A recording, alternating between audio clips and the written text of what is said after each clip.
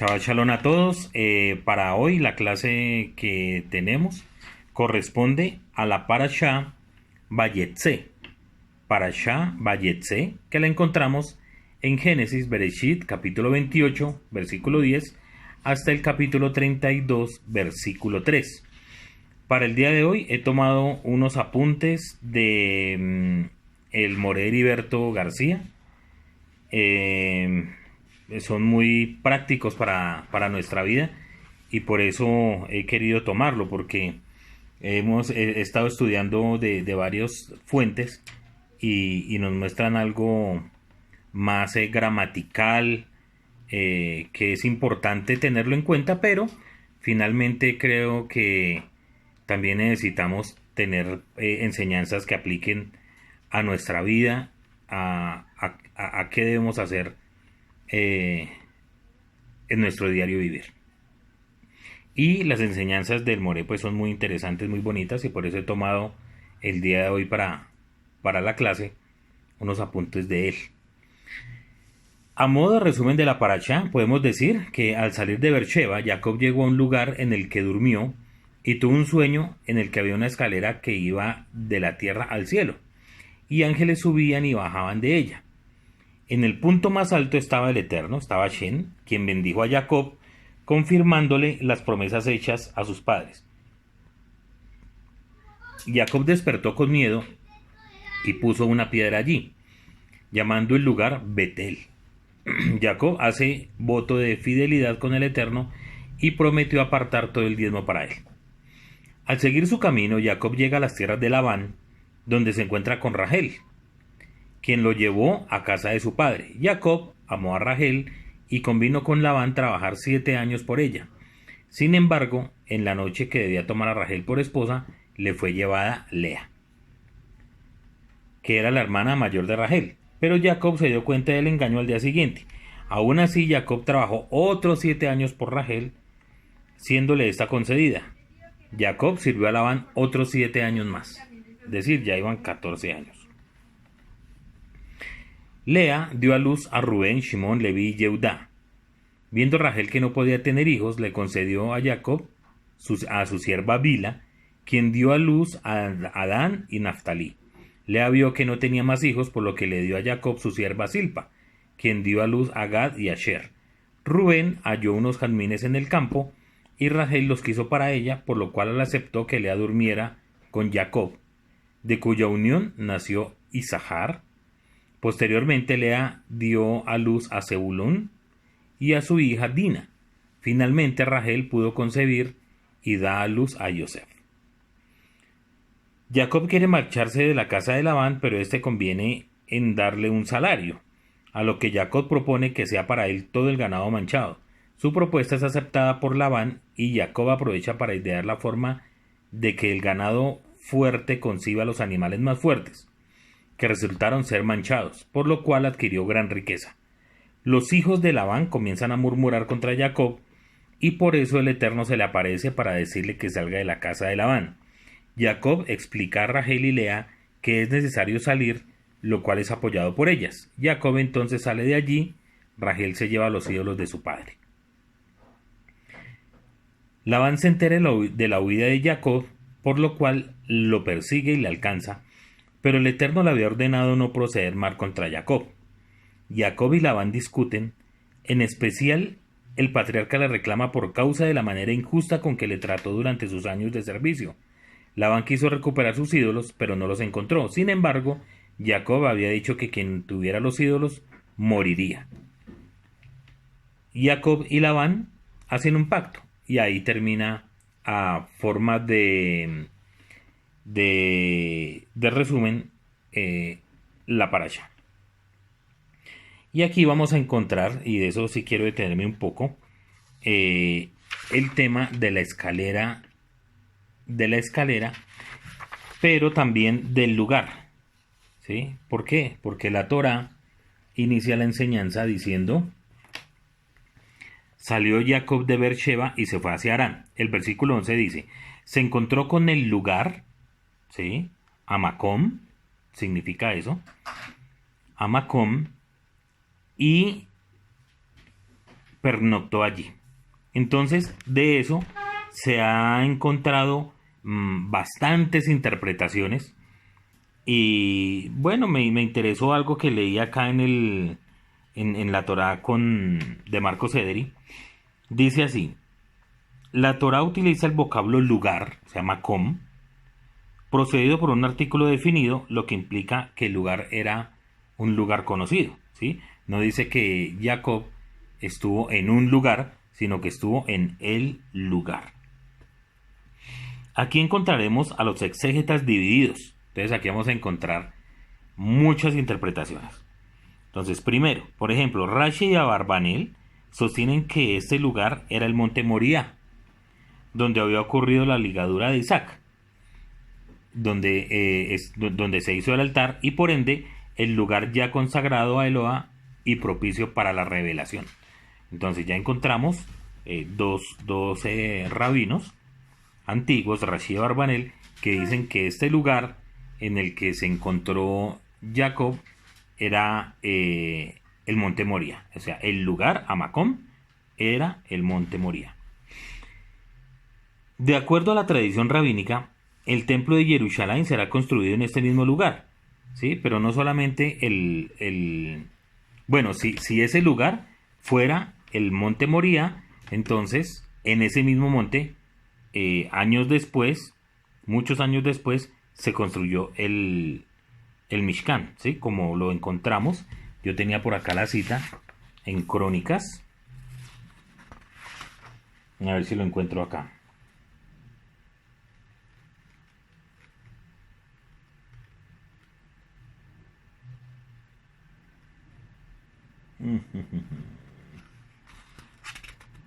Bueno, se me perdió acá, yo lo había leído ahorita.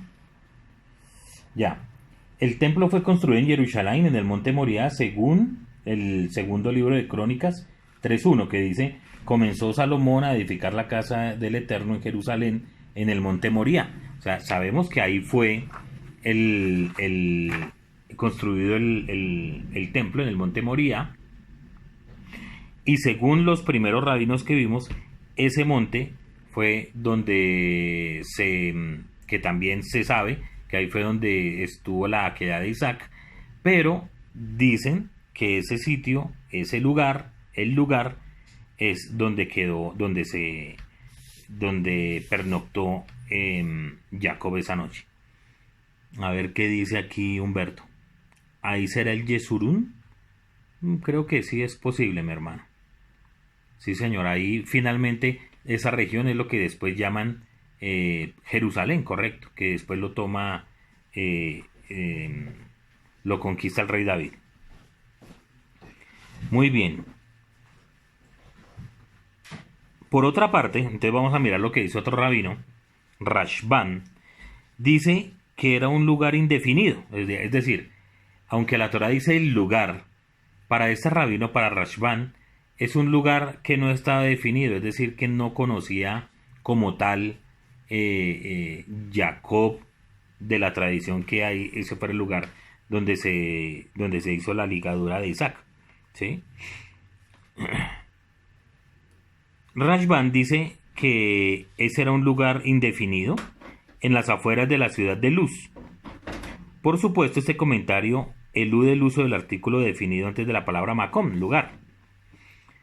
Seforno dice que el artículo definido indica que el lugar era conocido por los viajeros que venían para pernoctar en él. Es decir, Seforno dice que sí es un lugar que la gente conocía, pero no solamente Jacob, haciendo referencia a la ligadura de Isaac, sino que era un lugar en el cual mucha gente llegaban, los viajeros, y allí pernoctaban.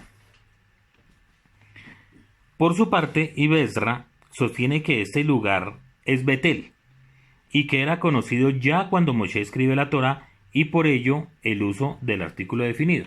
Entonces, ¿qué es lo que dice Ibezra? Ibezra dice que este lugar es conocido a futuro, ¿cierto? Y que Moshe ya conocía cuál era ese sitio y por eso le pone el artículo, el lugar. Continúo, dice que se encontró o se topó, dice que él en el versículo dice se encontró con el lugar y pernoctó allí. Este es el sentido literal y contextual del verbo pagoa. Nuestros sabios recalcan que esta raíz también tolera la aceptación de orar a Dios. Entonces aquí encontramos algo muy interesante. Los sabios dicen que en este sitio donde dice se encontró o se topó,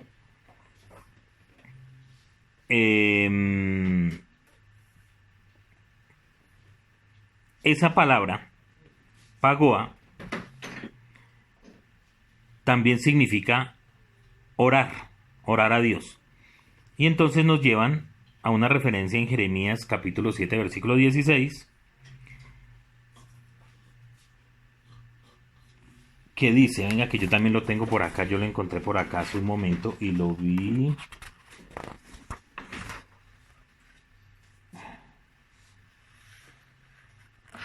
Ok, dice que Jeremías lo utiliza en ese sentido, o sea, el verbo pagoaj,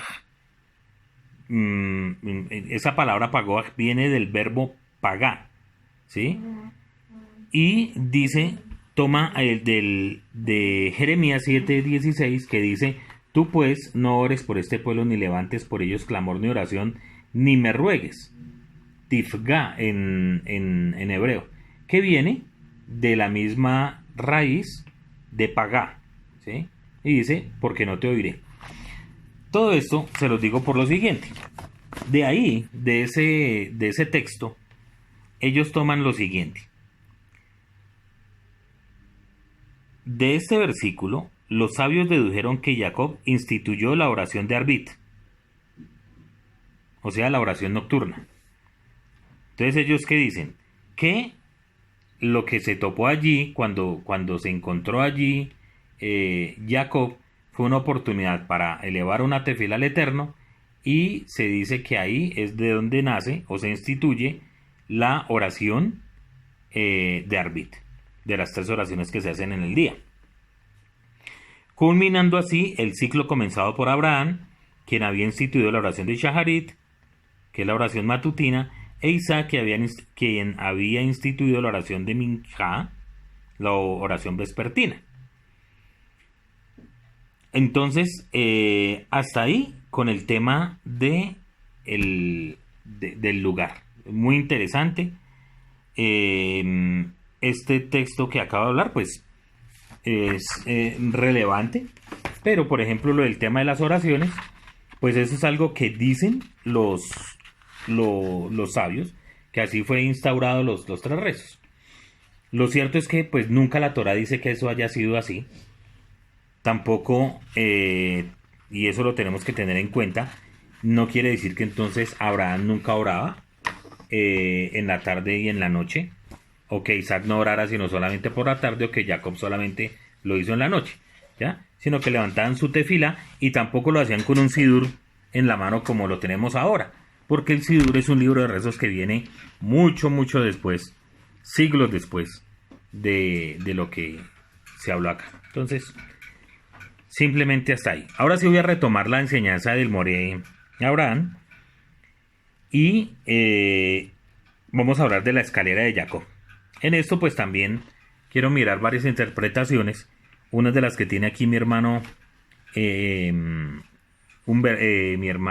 Heriberto, y otras que estuve mirando, y es algo muy interesante cómo los rabinos le han dado interpretación a esto. Este bien conocido pasaje de la Torá, dice el Moré Heriberto García, ha sido objeto de diferentes interpretaciones por parte de los sabios de Israel. De ellas tomaremos 2 para aprender un poco sobre el sentido que tienen para el pueblo de Israel las revelaciones del Eterno. Entonces, primera, una de ellas dice que la escalera tiene 4 grandes etapas, que corresponden a los 4 exilios en los cuales nuestro noble pueblo sufriría en el futuro: el babilónico, el medo-persa, el griego y por último el de Roma, que es Edom. Esto en cierta forma se relaciona con el pacto celebrado por Hashem con Abraham Avinu, el cual, de acuerdo con algunos de los sabios, también nos habla de estos 4 exilios. Se argumenta que en el sueño cada grupo de peldaños correspondía al número de años que duraría cada exilio. 70 para el babilónico, 52 para el medo-persa y 120 para el griego. Sin embargo, en el caso del exilio de Edom, el número de peldaños era tan grande que ni el mismo Jacob pudo ver su final. Lo que tiene que ver con el hecho de que este exilio ha sido el más largo y cruento de todos los vividos por Israel y aún no ha llegado a su fin. Esa es la primera de las interpretaciones que se tienen. Segunda, otra nos dice que ello tiene que ver con las tefilot de los justos. Dado que es el plural de la Torá, dado que es en plural, que la Torá se refiere a los ángeles que subían y bajaban por las escaleras. Los sabios argumentan que los ángeles que suben, mínimo 2, están llevando las tefilot ante la presencia de Hashem, bendito el Eterno, y toda recompensa desde el trono celestial hacia los justos es bajada por otros ángeles. Como eco a esta interpretación, encontramos unas palabras del Rebbe Akadosh en Yohanan 1.51, donde está escrito: y le dijo, de cierto os digo, de aquí en adelante veréis el cielo abierto y a los ángeles de Elohim que suben y descienden sobre el Hijo del Hombre.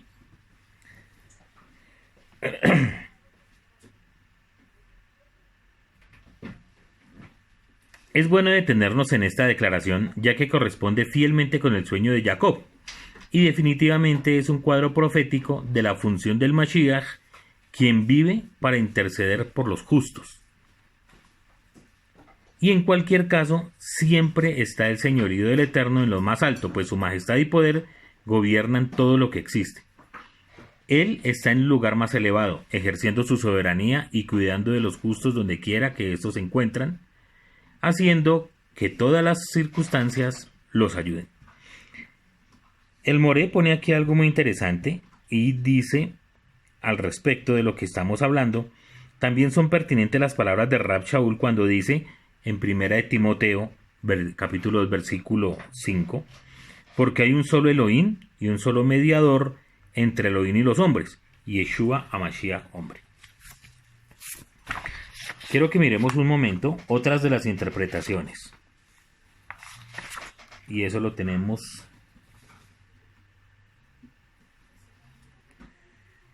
Bueno. Esta visión de la escalera, aquí estoy tomando otro estudio, ha sido objeto de innumerables interpretaciones. Pero yo lo quiero leer de aquí de la Torá. Dice así: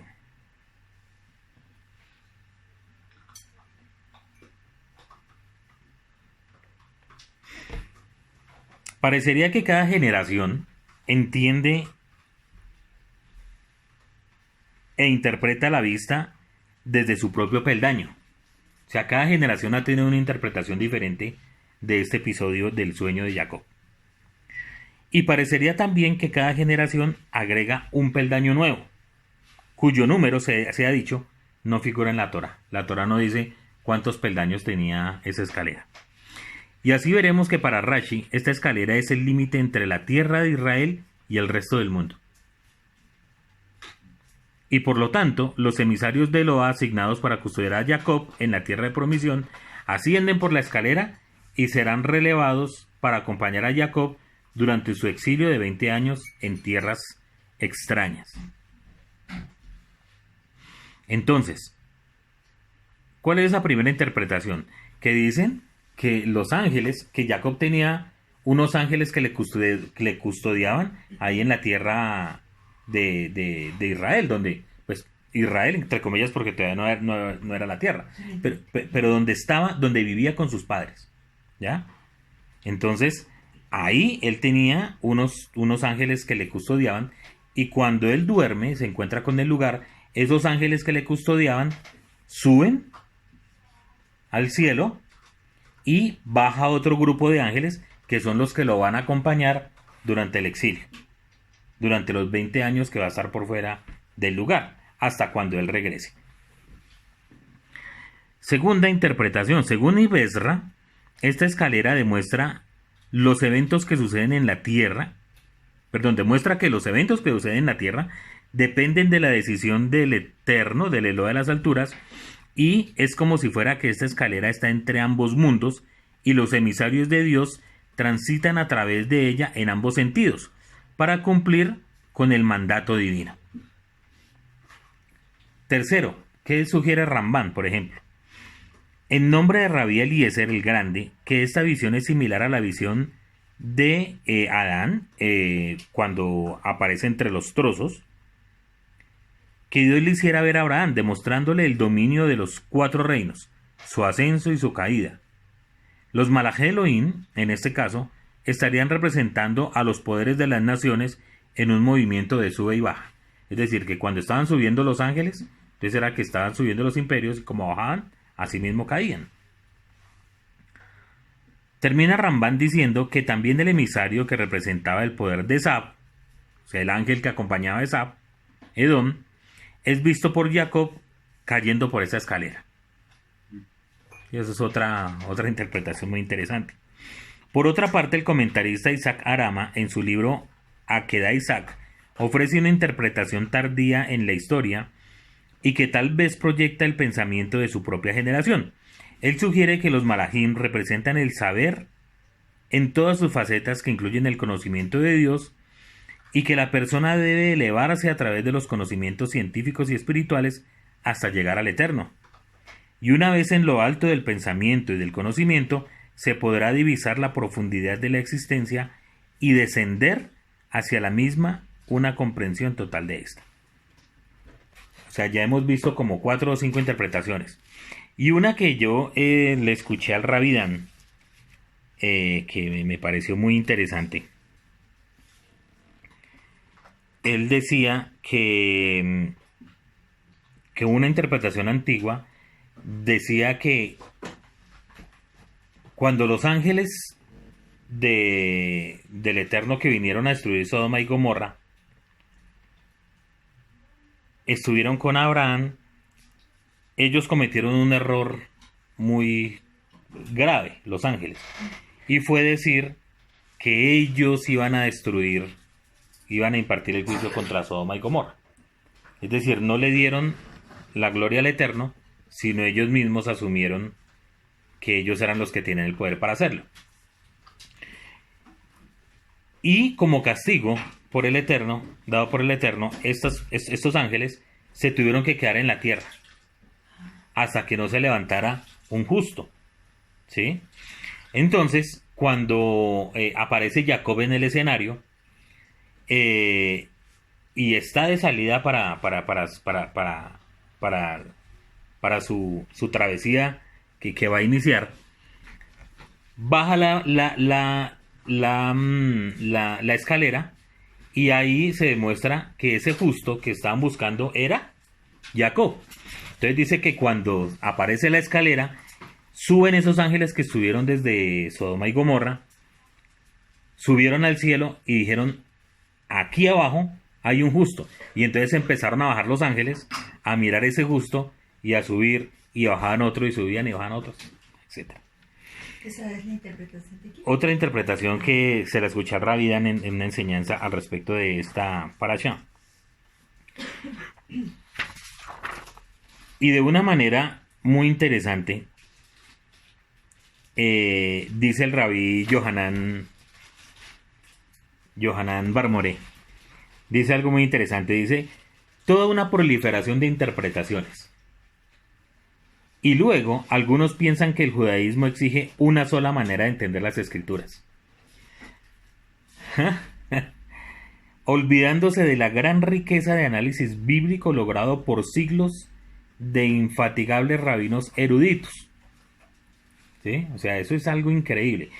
Y el mismo rabino Yohanan luego da una interpretación con respecto de este sueño, de esta escalera, con respecto a lo que pasa en Yohanan con Natanael, pero realmente no me quiero detener en ese estudio. De pronto lo haremos más adelante porque es muy bonito. Pero pues con esto quiero es mostrarles que definitivamente nosotros no nos podemos enfrascar en un solo pensamiento, sino que debemos tener una mente abierta en cuanto a las interpretaciones que hay de la Torá. Muy bien. Vamos a continuar. Dice aquí el Moré Heriberto: los engaños de Labán y de Jacob. Y lo primero es mirar el nombre de Labán. Aunque el significado de Labán es blanco, al remitirnos a esta historia nos damos cuenta que era un hombre perverso en extremo. O sea, su nombre era blanco, pero su proceder era muy malvado. Lo que nos indica que muchas veces las apariencias engañan. O sea, hay personas que se presentan como ángel de luz, pero finalmente su proceder es terrible.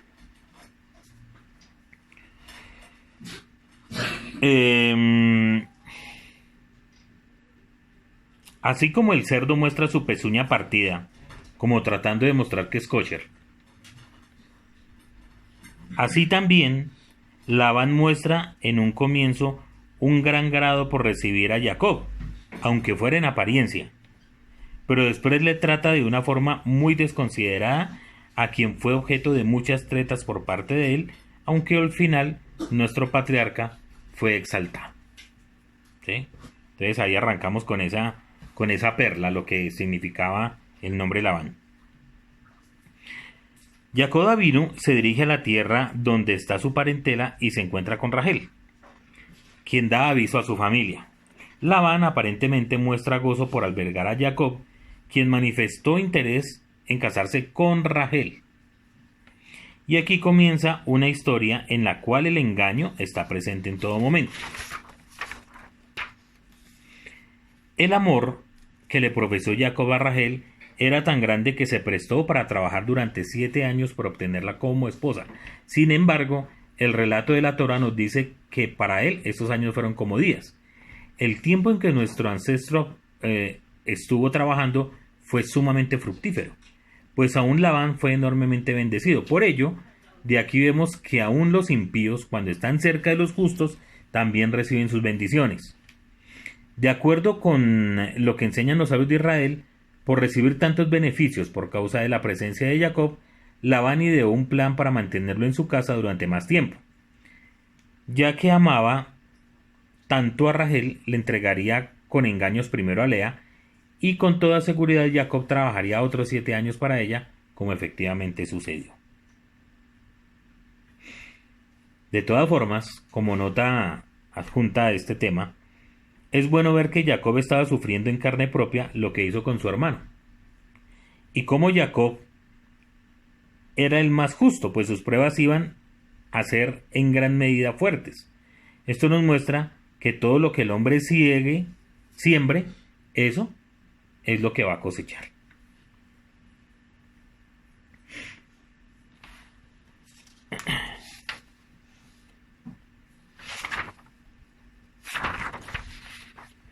Vamos a ver qué dice la Torá con respecto a ese tema.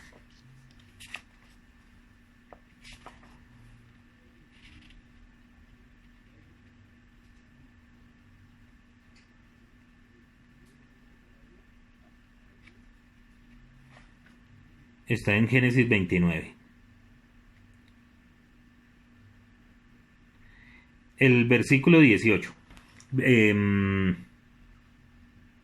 Desde el 16 dice: pero Labán tenía 2 hijas, el nombre de la mayor era Lea, y el nombre de la menor era Rachel.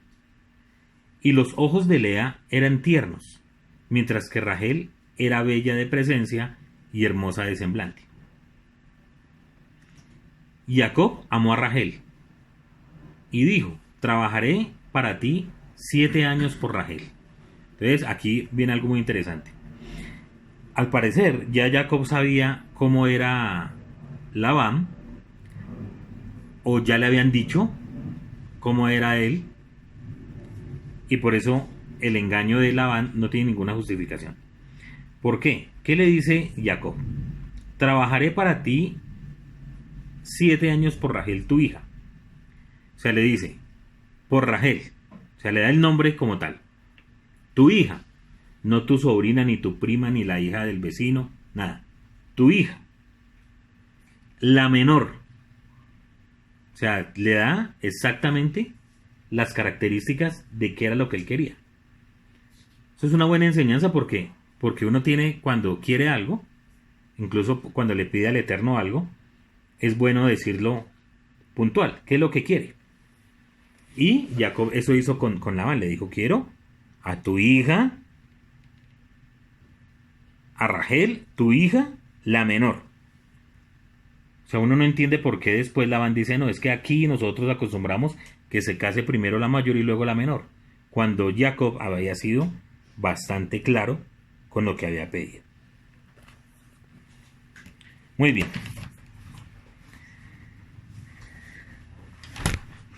Las cosas sucedieron entonces tal como había planeado por parte de Labán, y Jacob fue víctima de sus mentiras.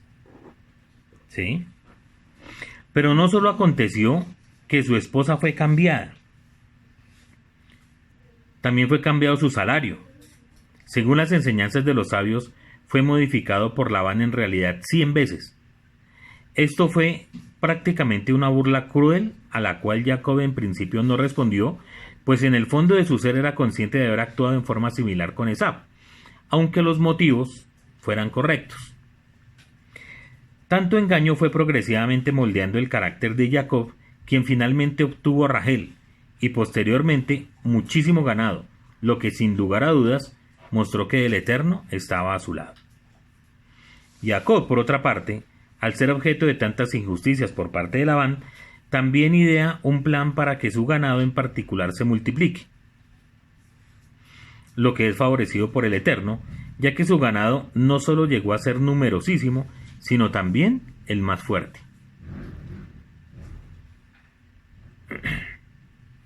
Espera que me perdí por acá.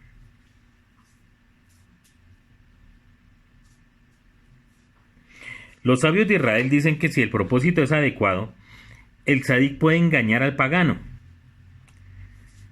Bueno, ese fue el caso propio de Jacob con su hermano Esaú, como se estudia en la parashá anterior, que fue Toldot. No obstante, el engaño siempre es malo. El engaño siempre es malo. No debemos olvidar que el Eterno dice, mía es la venganza. Entonces, ese punto que dicen los sabios, que el tzadik puede engañar al pagano, pues realmente no estamos de acuerdo. Por lo menos acá los de mi casa no estamos de acuerdo con eso, aunque hay mucha gente que lo hace, ¿sí? O toma beneficio de cosas que a los gentiles les gusta y para nosotros está prohibido hacer, y sin embargo sacan provecho. Y en eso pues realmente no estamos de acuerdo. De ahí que se vea siempre con buenos ojos, al menos en el seno del judaísmo rabínico, dice aquí el Moré, lo que Jacob hizo para obtener de Labán lo que éste no quería darle en pago por su trabajo. En nuestro caso, el engaño debe ser evitado siempre. Nuestro ancestro sabía que Labán haría cualquier cosa por retenerlo. Sin embargo, los propósitos del Eterno con Jacob no estaban en esta tierra. Y sabiendo que había llegado el tiempo, Jacob decidió separarse de su suegro, y así que huyó con todo lo que le pertenecía, aprovechando que no estaba tan cerca de él. Era tan evidente la situación de engaño a la que Labán había sometido a Jacob, que incluso sus esposas estuvieron de acuerdo con el proceder de éste y se dispusieron sin titubeos a salir de la casa de su padre.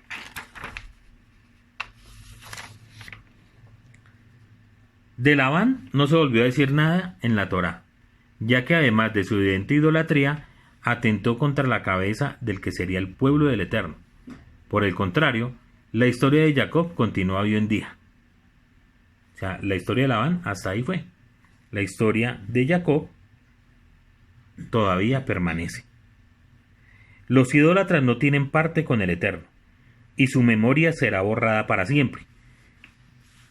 Este caso es similar al de Terach y Abraham, pues la historia de Terach termina cuando Abraham se separa de él, al igual que sucedió con Labán cuando Jacob se separó de él.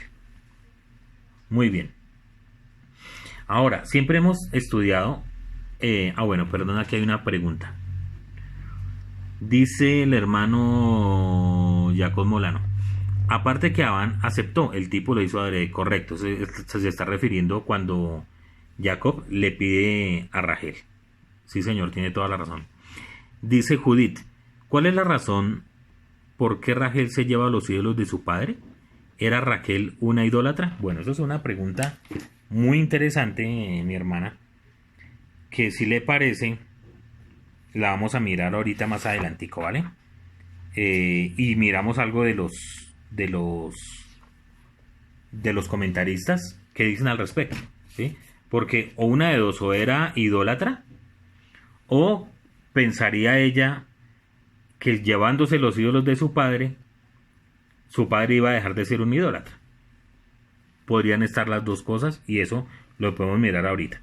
Entonces, no me deje olvidar, ahorita al finalizar el estudio como tal, lo revisamos a ver qué dice la Torá al respecto.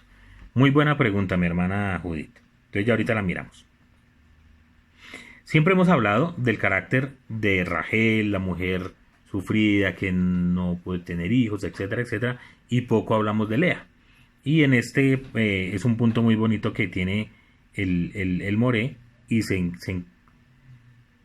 toma esto como un tema, el carácter de Lea.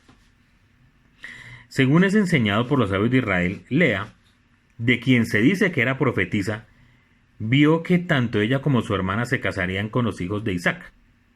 Y al ver que en el futuro a ella le tocaría casarse con Esab, su preocupación la llevó en primer lugar a orar fervientemente, para que el Eterno no permitiera ese matrimonio, pero también a suplantar a su hermana como primera esposa de Jacob. Como ya se mencionó, esta suplantación también sucedió por causa de que Labán quería retener a Jacob para su propio beneficio. De lo que sí podemos estar seguros es que la suplantación efectivamente sí ocurrió. Es aquí donde debemos detenernos para analizar cuáles fueron los móviles de este evento de acuerdo con la tradición de nuestro pueblo. ¿Sí? Entonces vamos a mirar qué dicen los sabios al respecto de este cambiazo. Dice así, realmente las dos hermanas se amaban, pues Rachel no solo no hizo ningún escándalo por causa de lo que hizo su hermana, sino que le ayudó para que no fuera puesta en vergüenza. ¿Cómo fue esto? Rachel había convenido con Jacob una señal para evitar cualquier engaño por parte de Labán, señal que le compartió secretamente a su hermana Lea, con el fin de que Jacob no se percatara de la suplantación. Ello tuvo éxito, pues Jacob solo se dio cuenta que Rachel había sido reemplazada por Lea hasta el día siguiente. Segundo, Rachel permitió que su hermana la suplantara al ser consciente de que era su hermana mayor, pero también a sabiendas de que Jacob no la amaba como a ella. Tercero, Lea sabía que de ella finalmente vendrían varias tribus de Israel y por ello no duda en tomar el lugar de Rachel con el consentimiento de ésta. Esas son tres posiciones que tiene el judaísmo al respecto. Jacob, al darse cuenta de todo, confronta a Lea, dándole el calificativo de tramposa, hija de tramposo. Y aunque esto es cierto, ella le da el calificativo de tramposo, hijo de sádic, lo que es casi vergonzoso para este hombre, quien recordó sus trucos cuando engañó a Esab. La conducta de ella había sido aprendida de un tramposo, como lo era su padre Labán, lo que dice que de alguna forma podría justificarse. O sea, si el papá era tramposo y ella era tramposa, pues era porque en su sangre estaba el ser tramposos. Pero Jacob no tenía ninguna disculpa para decir que ello fue aprendido de su padre, quien era un verdadero sádic. Esta fue otra prueba de humildad que tuvo que vivir Jacob. Independientemente de que las enseñanzas de los sabios de Israel puedan ser ciertas, lo que sucedió nos ayuda a entender que todo lo que pasa tiene un propósito, y sin duda hemos de recibir una justa retribución por nuestras obras.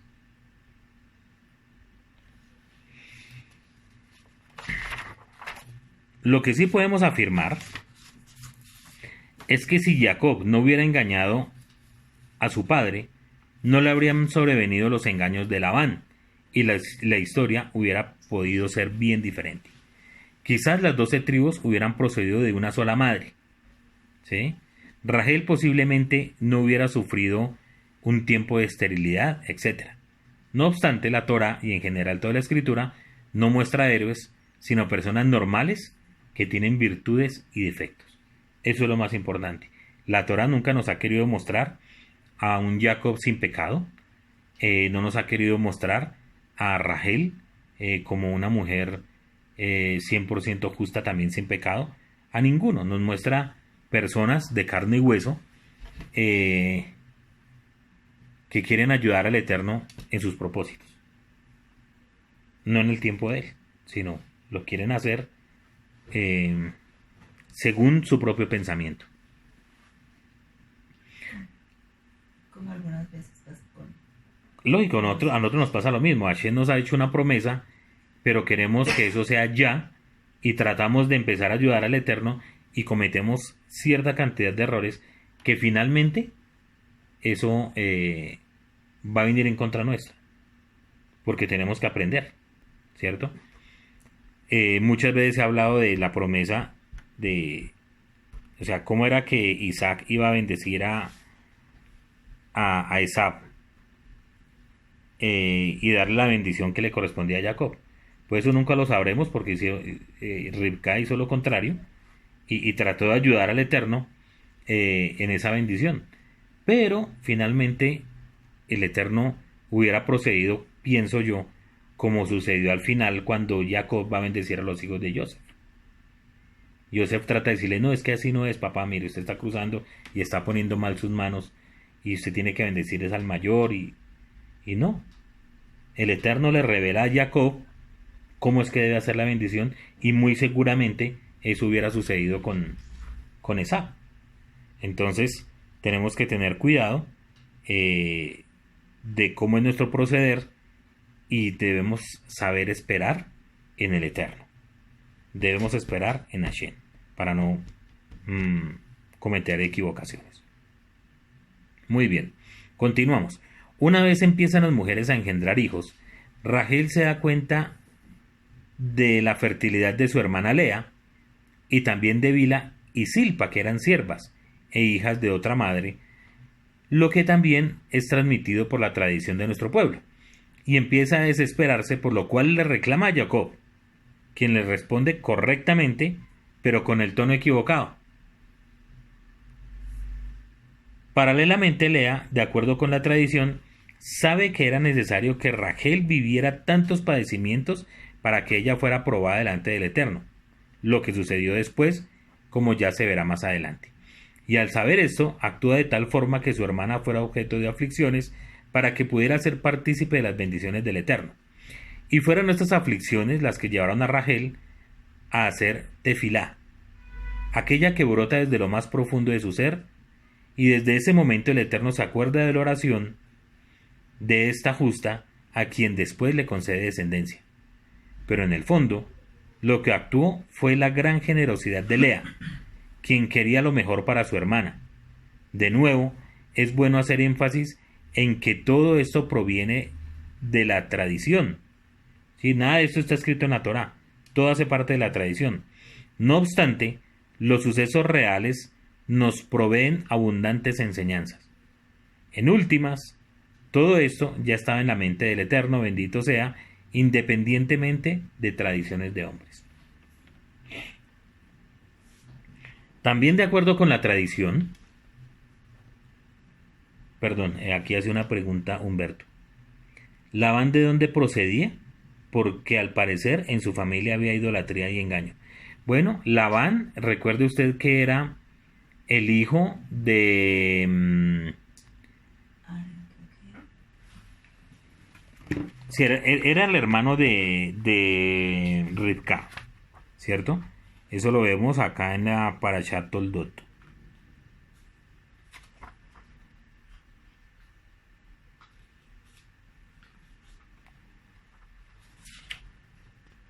Perdón, en la Hayezara.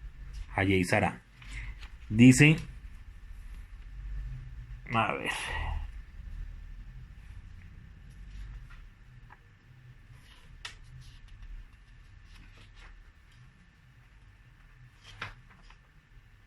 Dice que el papá era es 24, 15. 24:15, 24:15. O 24, Por el- 24. Señor, dígame, mi hermano. el tema es si esa gente tenía, si ellos tenían Torah, si era No. como algo hebreo o algo así. No, pues voy a decirle más o menos acá. Eso está en la paracha anterior, en la paracha Toldot. No, espérate. No es en la Toldot. Espérame un segundo. En la paracha Vayera. Es que al final de la paracha Vayera creo es donde está la genealogía. ¿Sí?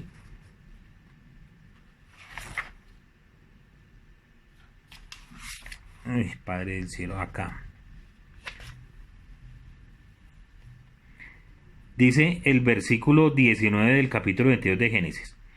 Volvió Abraham hasta sus mozos y bueno, después de la queda, entonces vamos al versículo 20. Aconteció que después de estos eventos le fue anunciado a Abraham, he aquí que Milca también ha dado hijos a Nahor tu hermano. Entonces nos vamos dando cuenta que primero Nahor, toca mirar la genealogía. Entonces primero, Abraham venía de Ur de los Caldeos, que era una ciudad, era un territorio, era un idólatra, terriblemente idólatra. Es más, la tradición dice que el papá de Abraham vendía ídolos, fabricaba y vendía ídolos.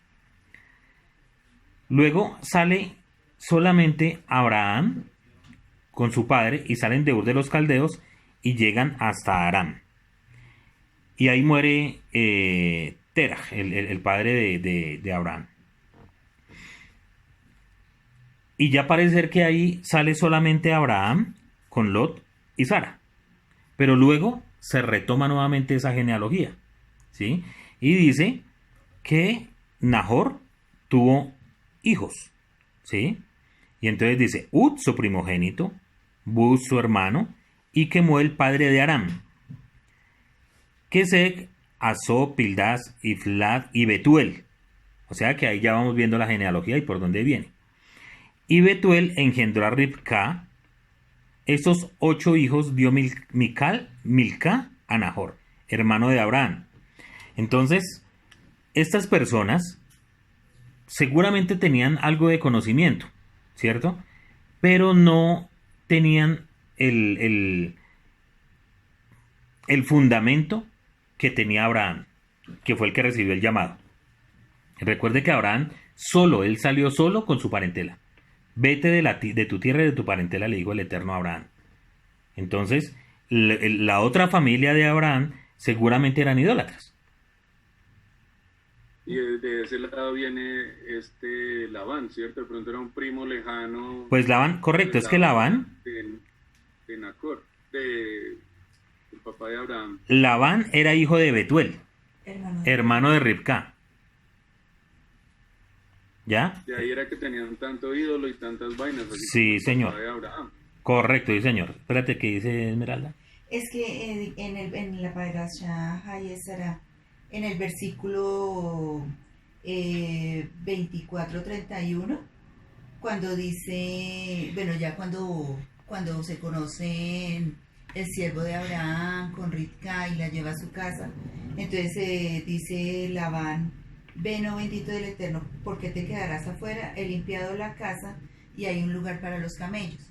Entonces yo leí, no recuerdo en este momento dónde, que cuando dice aquí, he limpiado la casa, y le dice que venga bendito del Eterno, significa que la había limpiado de todos los ídolos y que podía entrar a su casa con tranquilidad.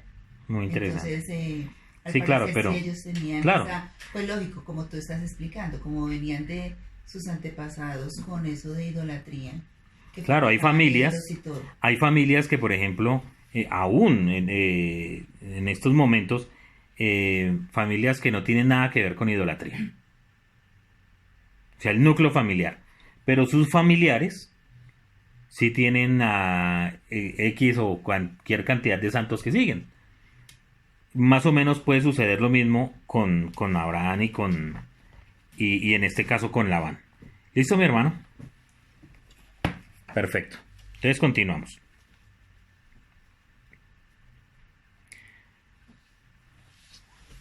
También de acuerdo con la tradición, todo esto lo que hemos hablado es la tradición, porque la Torá no nos revela nada.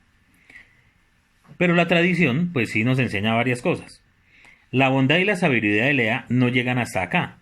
Cuando quedó embarazada de su séptimo hijo, que también era un varón, aunque esto no está escrito en la Torá, se dio cuenta que Rachel solo tendría la posibilidad de acceder a una tribu, lo que además la dejaría con la dignidad inferior incluso a la de Bilha y Silpa, quienes ya habían accedido a dos tribus y eran más consideradas como siervas. Es en este momento cuando ruega al Eterno que cambie el sexo de su hijo para que su hermana pueda acceder a una tribu más, y en esta demostración de humildad y de amor de Lea, el Todopoderoso le concede su deseo de engendrar a Dina, pues a pesar de todo, también sería partícipe de las bendiciones del Eterno. Tradiciones. Lo que sí podemos afirmar es que la actitud humilde y cautelosa de Lea, a la sombra de Rachel, le valieron acompañar a Jacob en la tumba por siempre, pues fue ella quien fue enterrada en Macpela, privilegio que no tuvo Rachel, aunque ella también tuvo una grandiosa recompensa.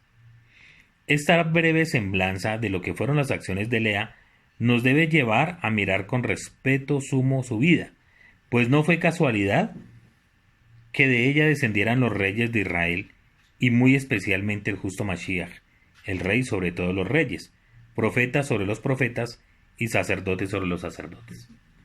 Porque efectivamente el judío viene es por Lea, no por Rachel, sino por Lea, la tribu de Judá. Muy bien. Y ahora miremos el tema de Rachel. Dice que Rachel era una mujer de contrastes. Y vamos a ver si aquí de pronto encontramos la respuesta a la que se refería ahorita a Judith. Cuenta el Midrash, y aquí volvemos otra vez al Midrash, porque es donde vamos a tener un poco más de luz, que nuestra matriarca, al encontrarse por primera vez con Jacob y recibir su propuesta de matrimonio, respondió que sí, advirtiéndole a Jacob acerca del carácter tramposo de su padre, quien haría todo lo posible para impedir que fuera ella quien se casara primero con él. No obstante,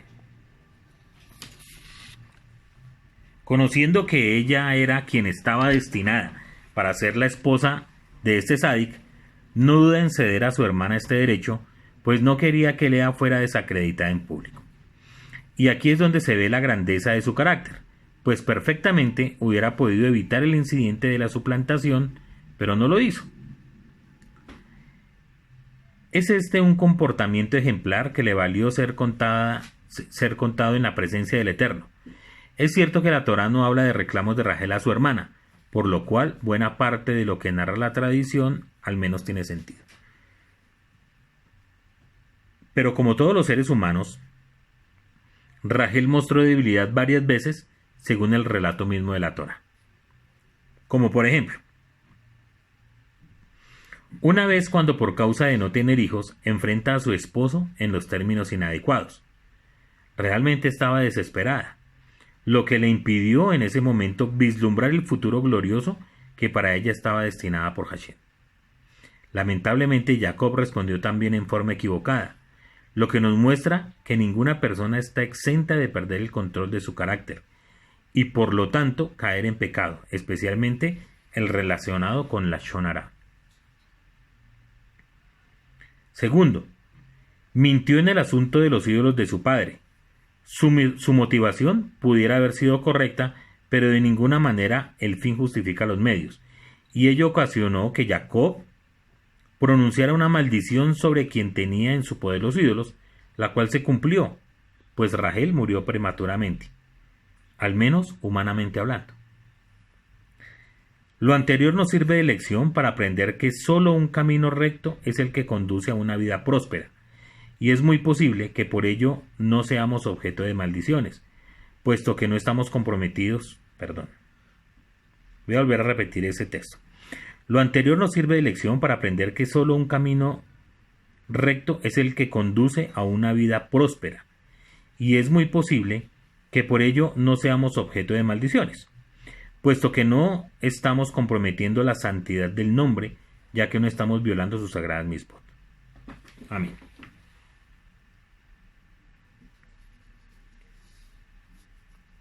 Ya vamos a ir aterrizando la enseñanza. Jacob escoge el ganado que tenía manchas. Ese es otro de los misterios que aparecen en la Torá y en esta parasha. Aunque bien pudiese cualquier lector desprevenido simplemente saber que Jacob escogió el ganado manchado con el fin de obtener el favor de Labán, ello tiene unas implicaciones muy fuertes. En especial entre quienes poseemos la luz del Rebe Akadosh, ya que este pasaje es una tipología profética de la misión del Mashiach.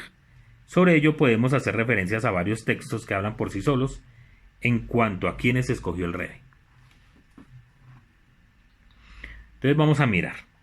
Primero, Isaías 53, 4 al 11 dice: Ciertamente llevó él nuestras enfermedades y sufrió nuestros dolores, y nosotros le tuvimos por azotado, por herido de Elohim y abatido.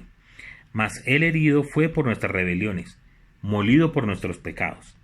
El castigo de nuestra paz fue sobre él, y por su llaga fuimos nosotros curados.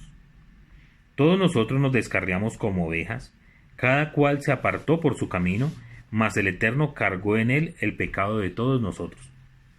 Angustiado él y afligido, no abrió su boca. Como cordero fue llevado al matadero, y como oveja delante de sus trasquiladores. Enmudeció y no abrió su boca. Por cárcel y por juicio fue quitado, y su generación, ¿quién la contará? Fue cortado de la tierra de los vivientes, y por la rebelión de mi pueblo fue herido. Y se dispuso con los impíos su sepultura, mas con los ricos fue en su muerte, aunque nunca hizo maldad ni hubo engaño en su boca. Con todo eso, el Eterno quiso quebrantarlo, sujetándole a padecimiento. Cuando haya puesto su vida en expiación por el pecado, verá linaje, vivirá por largos días, y la voluntad del Eterno será en su mano prosperada. Verá el fruto de la aflicción de su alma, y quedará satisfecho. Por su conocimiento justificará a mi siervo justo a muchos, y llevará las iniquidades de muchos. Continúo con otros textos porque es muy interesante ver qué tiene que ver las ovejas manchadas con la prosperidad de Jacob. Muy interesante el tema. Mateo 9, 12 y 13 dice: Los sanos no necesitan necesidad de médicos, sino los enfermos. Id pues y aprended lo que significa misericordia quiero y no sacrificios, porque no he venido a llamar a justos, sino a pecadores al arrepentimiento. Otra cita que nos plantea aquí el Moré. Mateo 11, 5 y 6. Los ciegos ven, los cojos andan, los leprosos son limpiados y los sordos oyen, los muertos son resucitados, y a los pobres es anunciado el Evangelio. Y dichoso es el que no haya tropiezo en mí. Y pone una cita final, Matillahu 15:24.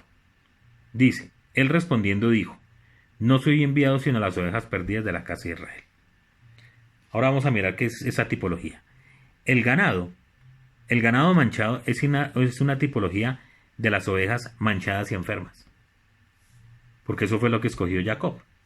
Él cogió las flaquitas, las que estaban manchadas, las que posiblemente no iban a dar buena riqueza, y Labán, cuando Jacob le propone a Labán que todas las que sean moteadas y manchadas sean de él, pues dice: pues chévere, porque son las más malitas, las flacas, las enfermas, yo me voy a quedar con las mejores. Ese fue el pensamiento de Labán. Pero el Eterno tenía otro propósito, otro plan. Entonces ese ganado manchado es una tipología de las ovejas manchadas y enfermas. Esto es, aquellas por las que el Mesías vino a expiar sus faltas intencionales. Tales ovejas, al estar al amparo de su pastor, como pasó con Jacob, han de ser fructíferas en extremo. No solo es interesante ver el mensaje profético del relato de la Torá. Sabemos que el ganado de Jacob prosperó en gran manera, hasta ser la envidia de Labán. Ello nos indica que al final de los tiempos, los seguidores del Mashiach serán una multitud como las estrellas de los cielos y como las arenas del mar, convirtiéndose en la cosecha de la lluvia tardía que gozará de las delicias del Olá Nabá. ¿Cómo les parece esa tipología? Muy hermosa. Muy hermosa. Bendito el Eterno por mi hermano Heriberto. Tesoros encontrados en la Parashá.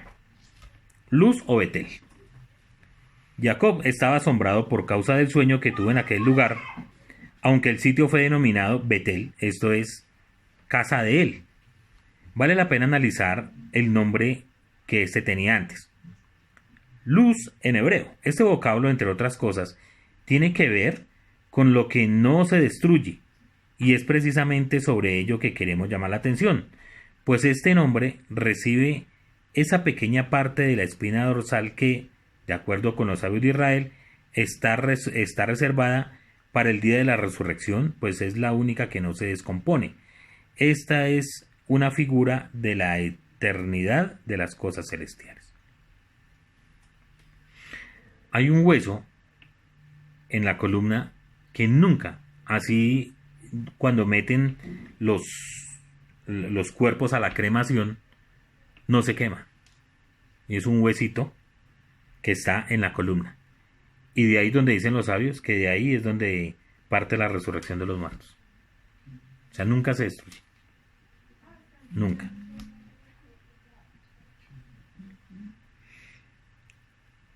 Otra perla, otro tesoro. La piedra en la cabecera de Jacob. Bereshit 28:18. Y se levantó Jacob de mañana y tomó la piedra que había puesto de cabecera y la alzó por señal y derramó aceite encima de ella. Sobre este pasaje, el Midrash nos relata que en realidad eran 12 piedras, cada una con el deseo de ser la cabecera del patriarca, quien expresó que si las piedras aparecían juntas, ello sería señal inequívoca de que engendraría un solo pueblo unido, y a la mañana siguiente las 12 piedras se habían transformado en una sola, indicando con ello que, a diferencia de Jacob mismo y Esab, los descendientes de aquel sí estarían unidos y formarían la nación de Israel. Pero también llama la atención el hecho de que Jacob derramó aceite sobre ella. Si nos detenemos un poco a analizar este cuadro, vemos que hay un hermoso mensaje profético en él. En Teilín 118:22 está escrito: la piedra que desecharon los edificadores ha venido a ser la cabeza del ángulo. Lo que nos muestra implícitamente al Melech Israel, el Mashiach. Y este derramamiento de aceite prefigura la unción del profeta, sacerdote y rey de Israel. Ello se realizó en luz, lo que no se destruye, que corresponde al lugar de Sion. Por tanto, el Eterno, el Señor dice así: he aquí que yo he puesto en Sion por fundamento una piedra probada, angular, preciosa, de cimiento estable, el que creyere no se apresure, en la que gobernará el Mashiach y su reinado no será jamás destruido. Ver Daniel 2, 31 y 45. Hasta ahí la enseñanza. ¿Cómo les ha parecido, mis hermanos? ¿Cómo les pareció esas reflexiones del Moré Heriberto?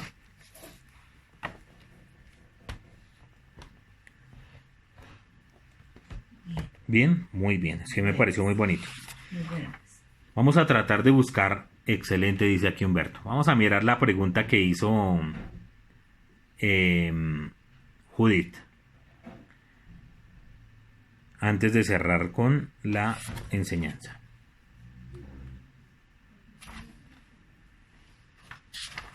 More, Señor. cuando su merced decía que el tema de que pues Jacob también engañó a Labán, yo sé que no hacemos el ojo por ojo y tampoco podemos engañar a paganos, pero pues sabemos que hay muchas empresas que contratan gente goim o como lo queramos llamar y los ponen a trabajar en Shabbat. Eso, ¿cómo se toma? ¿Cómo se puede tomar? Si yo sé que el otro no va a guardar Shabbat y quiere trabajar, ¿lo debo hacer? O, pues, digamos, como lo vimos con el hermano Vargas, que ellos cierran la empresa el sábado. Entonces, es como no pasar por encima de la voluntad del Goy, pero pues en la escritura está claro que ni pondrás a trabajar a tu bestia, ni a tu hijo, ni al extranjero, ni nada de eso. Entonces uno cómo toma esa parte. Si no estamos engañando a paganos, ellos ya saben lo que deben hacer. Pues mi hermano, lo que pasa es que en principio efectivamente en Shabbat nosotros no debemos hacer labor servil, ¿cierto? Lo que dice que es lo que dice la escritura, ni tener a nuestros siervos trabajando. Y eso es cierto, mi hermano, uno no debe hacerlo, no debe hacerlo. Hay circunstancias que obligan hasta cierto punto, porque en las naciones donde vivimos eso no está el Shabbat como reglamentado como lo es en Israel. Por ejemplo, en Israel, en el Shabbat todos cierran, ¿cierto? Todo se cierra, en absoluto nada queda abierto ni disponible. Pero es en Israel o en las comunidades donde todos son judíos, ¿sí? Donde todos son judíos, efectivamente se guarda el Shabbat. Ahora, si yo soy el dueño de la empresa, por ejemplo lo que usted habla del hermano Vargas, y él sabe que él puede cerrar su negocio y que nadie trabaje en Shabbat, pues cuando él lo hace, está haciéndolo de una manera adecuada, ¿sí? Porque es el dueño y lo puede hacer. Cuando uno está sujeto a otras personas, pues lamentablemente no estamos en Israel y estas personas no tienen temor del Eterno y pues toca trabajarlo, ¿sí? Ahora, cuando yo me refería a que uno como judío no puede estar engañando a un gentil, ¿cierto? O sacando provecho, es porque yo me acuerdo que muchas veces, y eso lo viví en carne propia, o sea, lo escuché, no me lo invento, es, por ejemplo, personas que dicen, no, yo en esta Navidad, por ejemplo, voy a sacarle la plata a los goyim, porque Personas sí, creyentes. sí, por eso, judíos, personas creyentes, ¿cierto? Que sacan provecho comercialmente a costa de los goyim, y lo dicen de una manera despectiva, y eso está muy mal hecho, porque nosotros no tenemos ningún derecho de hacer caer a la gente aún más en su error, sino al contrario, debemos ser luz para que esas personas salgan de su error. Entonces cuando mi forma de ser llevo a que otras personas cometan ese error, seguirlos metiendo y hundiendo en su error, pues estoy pecando, definitivamente. No le estoy permitiendo que miren la luz, sino al contrario, los sigo metiendo más en la idolatría, ¿sí? Sería eso, mi hermano. No sé si quedó ahí Sí, señor, queda perfecto. claro. Pero bueno, que día incluso pasábamos por un Koach y yo no sabía, los Koach tienen mezuzá en la entrada del local y ellos abren los sábados. Vea pues, Entonces, como se nos hacía como extraño ese cuento. O sea, obvio no podemos obligar a nadie a que siga lo que dice la escritura y lo que nos ha mandado el Eterno. Y me imagino que ellos se desentenderán del negocio en Shabbat y el domingo pues volverán a ver qué pasó. Pero pues es como yo tapar los ojos mientras pasan las cosas, sabiendo que no estoy siendo obediente completamente. sí, Pero no pues está tampoco bien. es obligar al otro a que haga algo que no quiere hacer. Correcto, eso no Es está... el de Navidad, no nos podemos meter en el cuento sabiendo que eso está mal. No nos podemos meter tampoco a decirle a los demás, no lo haga. Correcto. Si lo quieren hacer, Sí, eso está, digamos, a mi modo de ver, también está, no sabía que Koaj era de judíos. Yo creo que sé qué significa poder. Johanan dice que significa poder. Sí, digamos, eso yo no estoy de acuerdo tampoco. O sea, deberíamos tener como judíos, llevar la luz, precisamente a lo que me refería, ¿sí? Entonces dicen ellos, pensarán ellos que ellos guardan el Shabbat y punto, y que los demás trabajen, ¿sí? Para mí más que todo es falta de fe, ¿no? De saber que el Eterno, pues así cierran ellos un día tan comercial como es un sábado. Las ventas se caerán o bueno, qué sé yo. Pero pues sí, tiene toda la razón mi hermano. Bueno, vamos a ver qué dice acá.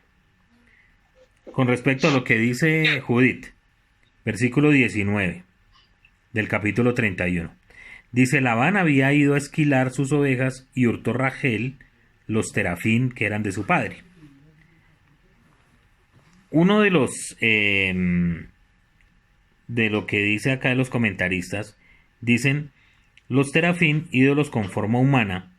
La prueba de ello es que Mijal, hija del rey Saúl, confunde a los perseguidores de David, su esposo, al colocar terafín en la cama de David para hacerles creer que era el mismo David. Bueno, algunos exégetas estiman que se trataba de ídolos domésticos que se suponía protegían los hogares y sus adoradores, algo similar en época más tardía a los penates de los romanos. Bueno, sigamos, aquí hay otra opinión.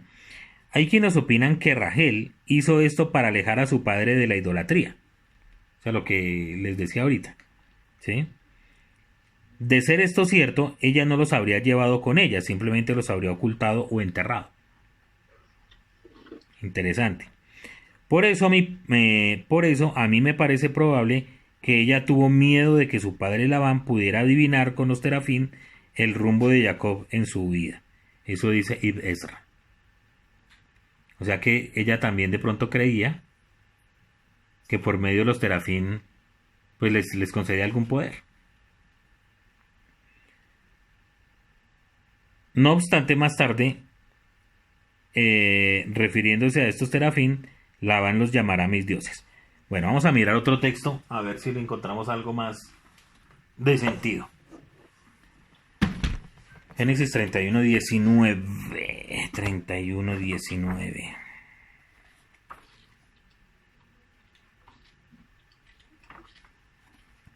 Muy bien.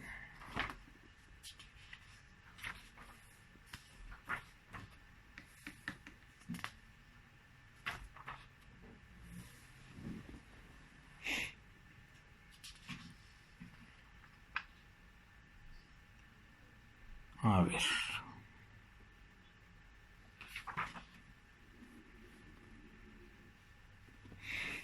Entonces, bueno. Rashi dice, Rachel hurtó los terafines.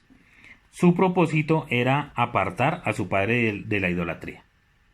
O sea, ya vemos comentarios donde dicen que Rachel lo que quería era que su papá se olvidara de la idolatría. Y miremos a ver qué dice acá.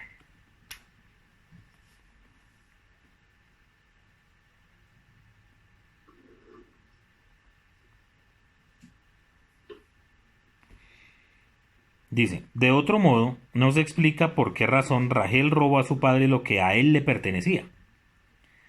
Y además tampoco es lógico que tomase consigo objetos usados para cultos idólatras. Bueno, pues no tiene mucha... Los comentaristas no hablan mucho de este tema.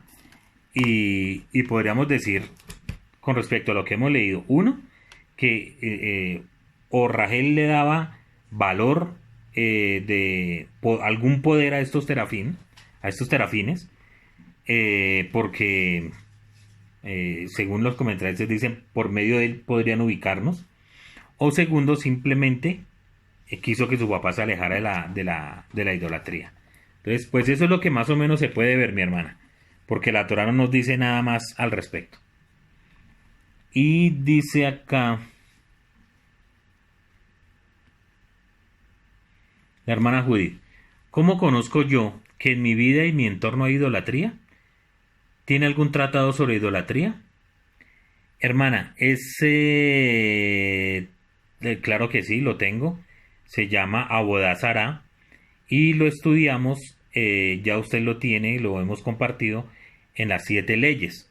Recuerde que todo lo que tiene que ver con no idolatría está el tratado Abodá Zará. O sea que su merced lo debe tener, ¿sí? Recuerde que eso lo estudiamos y está en la página en YouTube. en el canal de YouTube, todas esas enseñanzas, ¿cierto? Y otras que las tenemos aquí, que las tenemos en la página. Entonces ahí va a encontrar eso. Dice un hueso indestructible, si hay un huesito en la columna que no se destruye, no se destruye. Es muy duro y ni siquiera cuando creman los cuerpos que se quedan cenizas, ese hueso se destruye.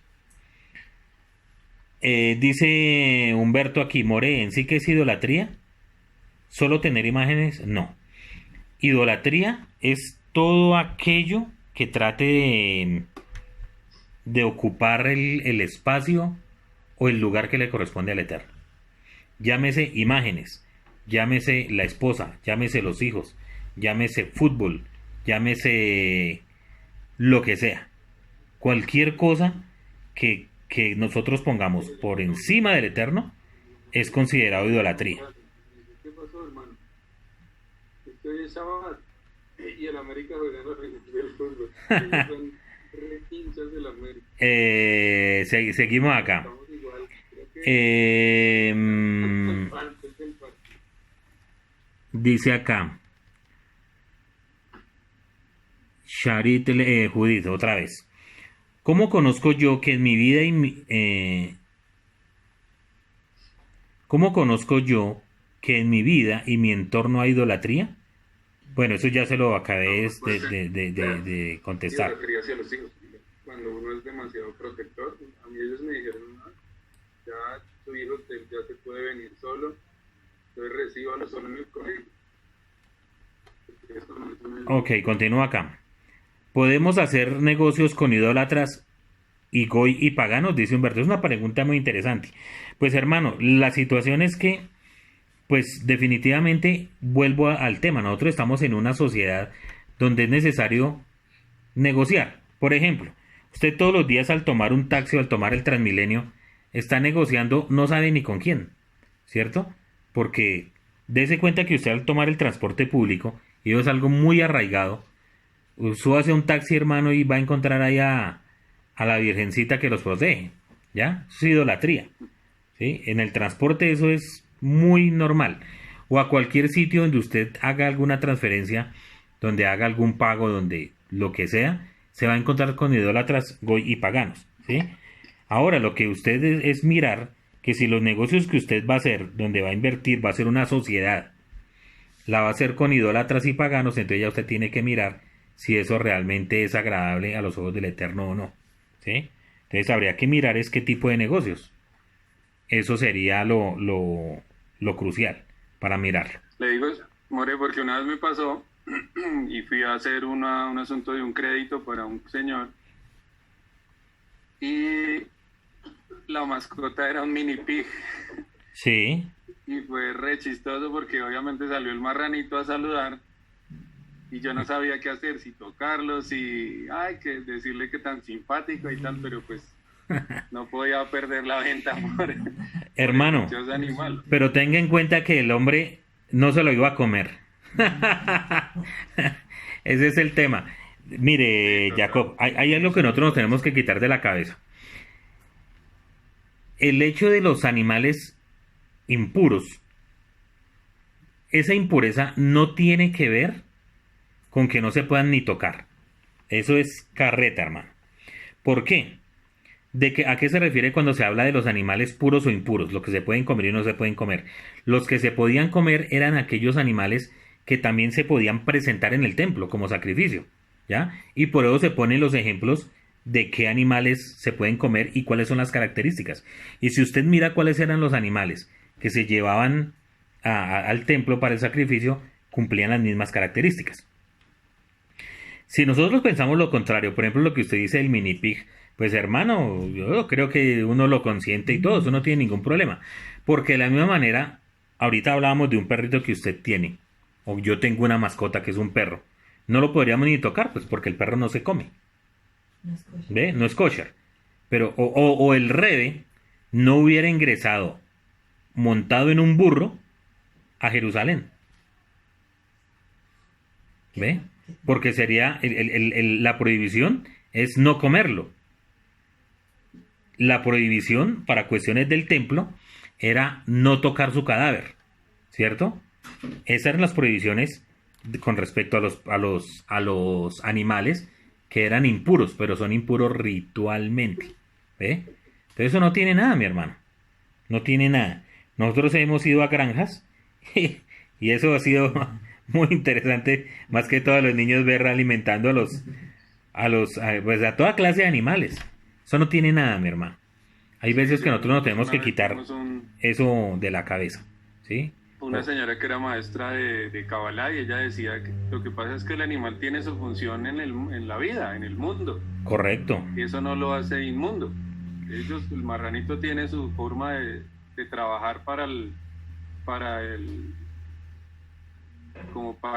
la tierra, como el perro, como nosotros, todos tienen una función. Eso es correcto, mi hermano. Eso lo permitió el Eterno y tiene que ser así. Correcto, ese es el punto. Fue muy chistoso porque uno dice, a veces uno llega a esas situaciones en las que uno no sabe qué hacer, pero pues también es pensar en el prójimo, porque de todas formas las personas generan afecto hacia sus animalitos y como lo que hizo esta Rahel con los ídolos de su papá, o lo que de pronto pasó con Abraham, que le rompió los ídolos a su papá, eso puede generar un dolor en el prójimo, y eso no es compartir como luz. Lógico, porque es que nosotros debemos es salvaguardar nuestro entorno. O sea, lo que es mío, entonces, en mi propiedad, en mi territorio, no debo permitir nada de idolatría, ¿cierto? En absoluto. Pero hacia afuera, pues ya es más complicado porque no es mi territorio, ¿ve? Y Hashem se encargará en su momento de cada persona. De nosotros está el llevar la luz. El llevar la luz, eso es lo más importante, sí, señor. Y con esos ídolos o esas cosas, ¿uno qué debe hacer? Cuando uno ya cae en cuenta de eso, ¿qué hace uno? ¿Los bota a la basura? ¿Se entierran? Sí, destruirlos. De eso no se puede sacar provecho. ¿Ya? De eso no se puede sacar provecho.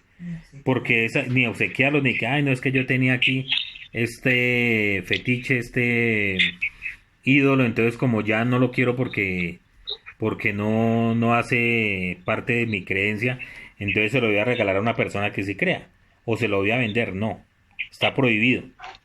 Ya, nosotros debemos destruirlo tal cual, como hizo Moshe con el becerro. Destruirlo, triturarlo, acabarlo, pueda que sea en oro, pueda que sea en lo que quiera, hay que destruirlo porque no podemos permitir que otras personas caigan en ese pecado de idolatría por culpa nuestra, porque ahí sí seríamos piedra de tropiezo, mi hermano.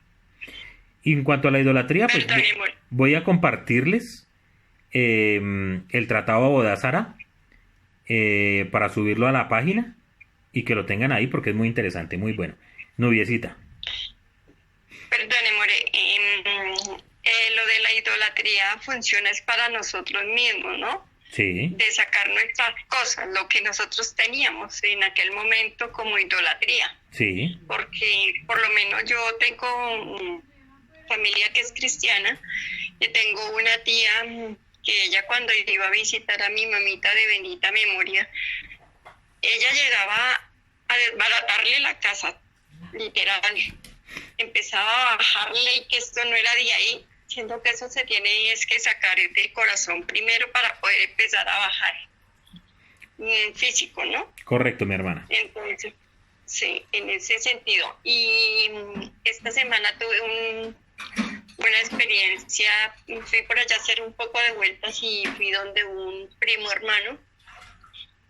Y entonces ellos son idólatras. Pues pedí un vaso de agua porque me ofrecieron que me tomaba.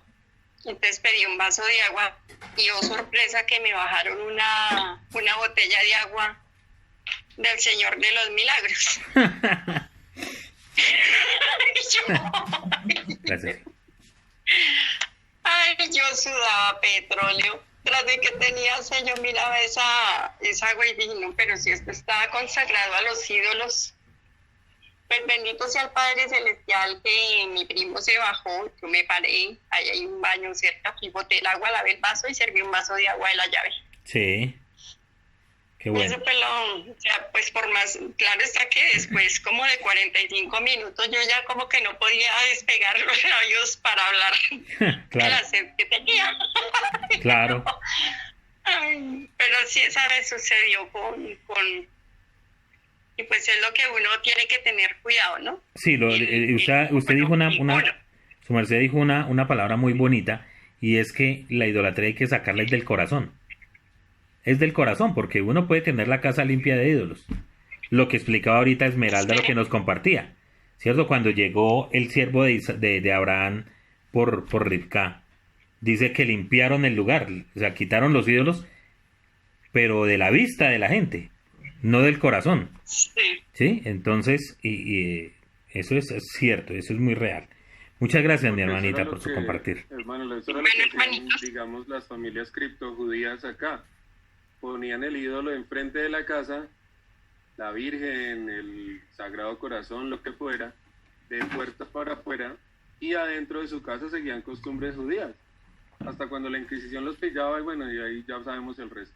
Ujú, Pero ellos lo ponían hacia afuera como para demostrar una cosa y tratar de cubrir por dentro. Pero correcto. hay unos que limpian todo, igual seguimos con cosas en Sí, por lo menos los criptojudíos mostraban una apariencia, pero en su corazón se habían alejado de la idolatría. ¿Sí? O sea, no había idolatría en su corazón. Pero al contrario, muchas personas quitan lo físico y guardan la idolatría en el corazón. Eso es tremendo. Eso es así, señor. Bueno, mis hermanos, y Judithcita, ahora sí le quedó claro más o menos la respuesta, sí. A ver si nos escribe otra vez por acá, porque ya no tiene audio. Dice que sí, que gracias. Bueno, mis hermanos, qué alegría que otra vez nos pudimos encontrar todos. Qué rico, con ayuda del Eterno. El próximo Shabbat también nos encontramos. Y vamos a ver si podemos sacar un tiempito para estudiar sobre Hanukkah, que ya lo tenemos a la vuelta de la esquina. Que el Eterno, que es bueno, nos ayude. Creo que hay una enseñanza. Esa enseñanza inicialmente creo que es del Rabí Dan. Luego se la escuché al Rabí Yohanan. Y muy posiblemente sea la enseñanza que vaya a compartir la próxima semana, que es sobre la casa de José y la casa de Yehudá, porque nos da algo como un entorno para poder entender qué fue lo que pasó en Hanukkah y qué es lo que pasa ahora, hoy por hoy todavía, en esta época, con los judíos, con la asimilación, con todo lo que pasa a nuestro alrededor y en esta época. Entonces, mis hermanos, que el Eterno me los continúe bendiciendo, que Hashem les termine de conceder un Shabbat muy hermoso, que sean muy Amén. felices, que el Eterno les guarde. Shabbat Shalom. Shabbat Shalom. Shabbat shalom, mis hermanos.